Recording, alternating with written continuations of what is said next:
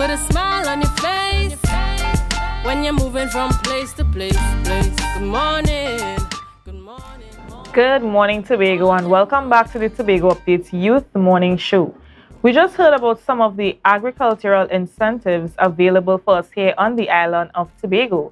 And this morning we have with us agronomist and crop scientist, Mr. Maxlon Roberts. Good morning to you. Good morning. It's indeed a pleasure to be here. Good morning, Tobago.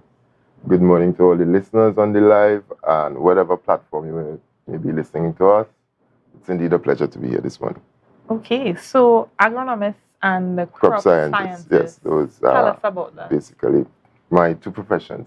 It varies. As an agronomist, you tend to have the understanding of crop activity surrounding a myriad of crop production. You tend to understand some level of livestock production and stuff like that. As a crop scientist, this is where you come and you specialize in specific crops, because what people would understand, what we would tend to appreciate is that you can grow a number of individual produce, but when it's time to do mass production in a specific area, the practices that you engage in, the cultural, the agronomic practices vary. So there's a distinction between the two in terms of how you actually treat with the different disciplines.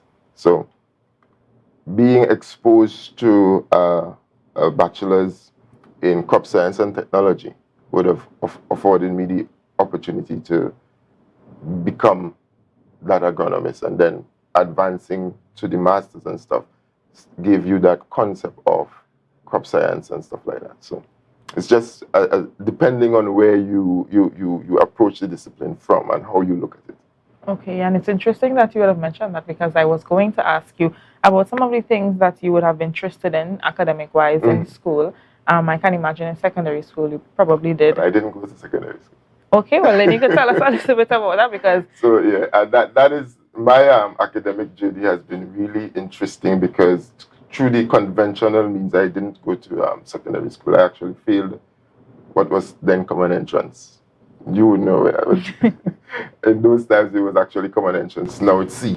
But I failed on both attempts, and then I went to what they had called a post-primary. That was just a 3-year something, and then I went to trade school and learned trade. And then I went back to school, Elizabeth's College. I don't think you would be aware of that as well. At age 19, and started in Form 1 to try to acquire the certificate, the CXC passes. That eventually come and collapsed before I finished. So it was an interesting journey, but what happened, I would have done my training privately, go to do, and got maths and English and stuff. And then I got the opportunity, and I was accepted at UTT, the University of Trinidad and Tobago, EKF campus, the agricultural campus, to do my diploma. And at that time I was 25, 26. And at that point is when the whole thing changed. Because from that diploma, I went on to do a bachelor's there. After I've done the bachelor's, I went to UWI, did my master's. Then I started my MPhil to be upgraded into the PhD, which I'm still doing in science and technology unit in engineering, but food science. So it's within the same discipline, and here I am today. Oh, I think your story is definitely inspiring. Was agriculture something that you've always wanted to do? Yes. I think I really do believe that is my gift. Agriculture and the discipline of agriculture is my gift. The passion I feel when I engage in agriculture, just growing stuff, being involved, taking it from one level to the next, that transition from being a farmer into an agro-entrepreneur with the mindset, and trying to get people to understand, especially the young people, in terms of the potential of agriculture, both monetary and therapeutically.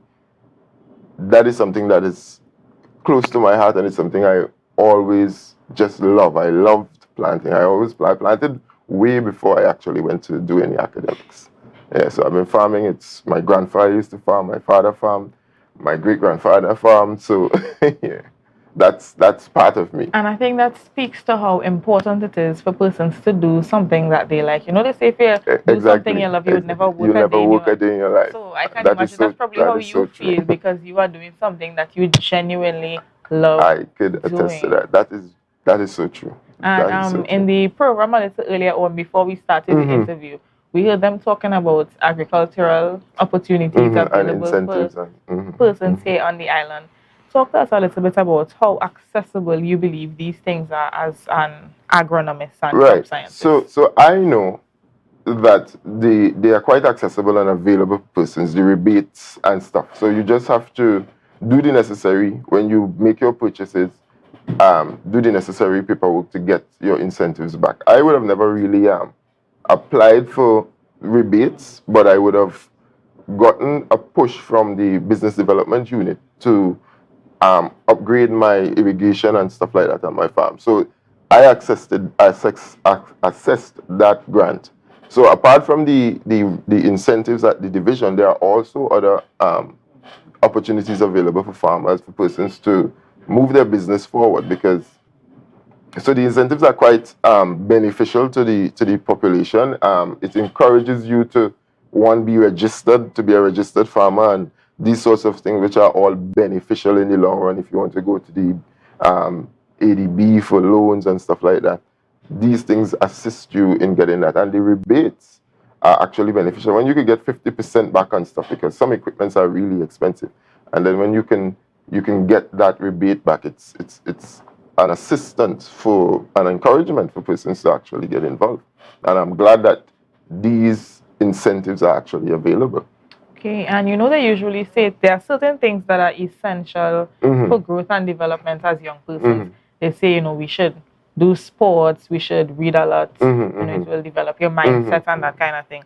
Agriculture, how important would you say that is? Do you think it's something that a lot of young persons should be involved in? Persons in Trinidad and Tobago in general. I mean, you know, being able to grow your own food at home and provide for yourself. Let's chat a little bit about You had that. breakfast this morning? Yes, I did. What you had for breakfast? I had pizza for breakfast this morning.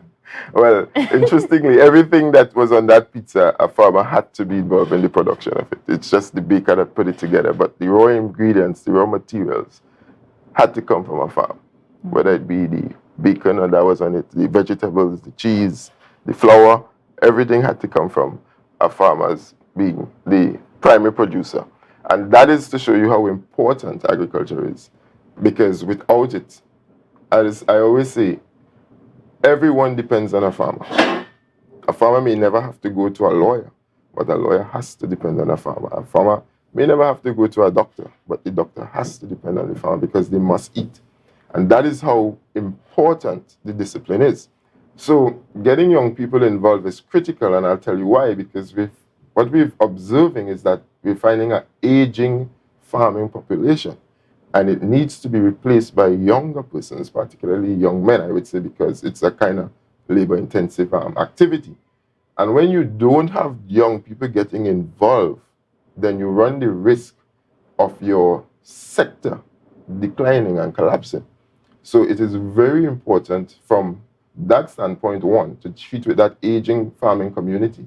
Secondly, it is important from the standpoint of the monetary benefits. And to get young persons involved, I think what is essential is that we have to show, demonstrate, because we teach to the clarity of our examples. Words don't teach us, life experiences that teach us. We have to show them how beneficial farming can be. You can become a multi-millionaire by farming once you understand. So training is important, to have the knowledge of how to do it. Now, a lot of people just feel because they could stick something in the ground and it grows. Fine, but when to expand to a place where it becomes viable takes training and requires training, and that continuation of training is important.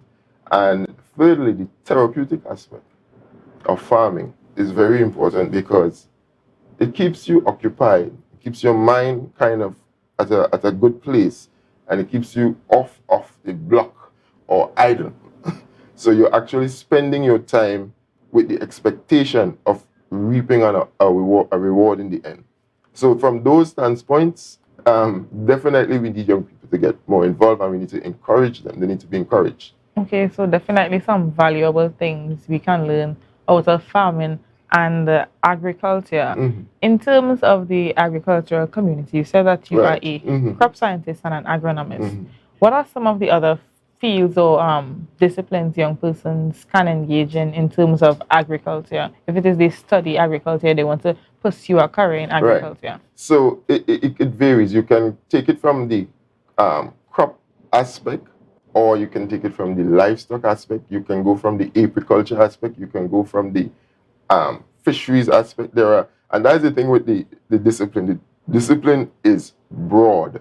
You can think of any area where you want to actually get involved and become a part of the chain, because the agricultural chain is really long.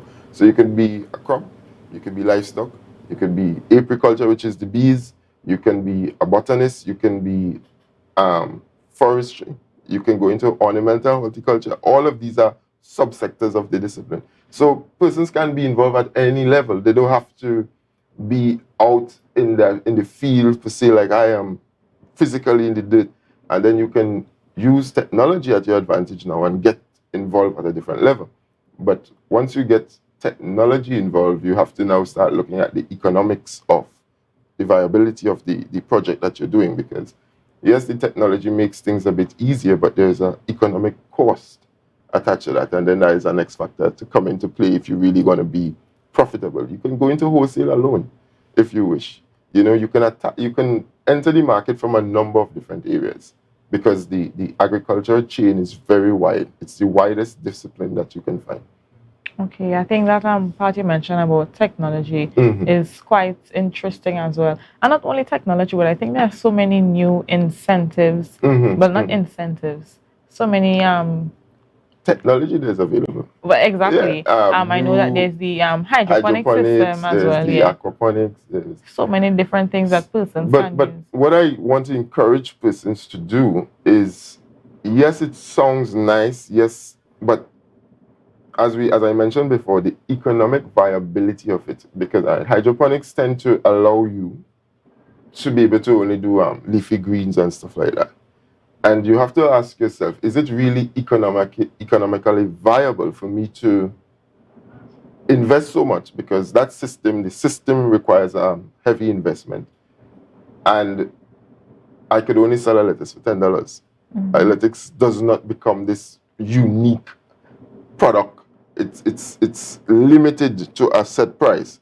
So when you go and you invest this kind of finance in these types of systems, you have to select products that can really bring the returns on your investment. And that is important to understand, because I could grow lettuce in the soil without all of that fanciness and get the same size lettuce at the same rate and get the same price, and it's going to cost me much less. So it's balancing and understanding that, yes, it looks nice, it looks easy, but the economic viability is always important to understand. And I would encourage young people to always consider the economic viability of any endeavor you engage in prior to getting involved. Agriculture is the same.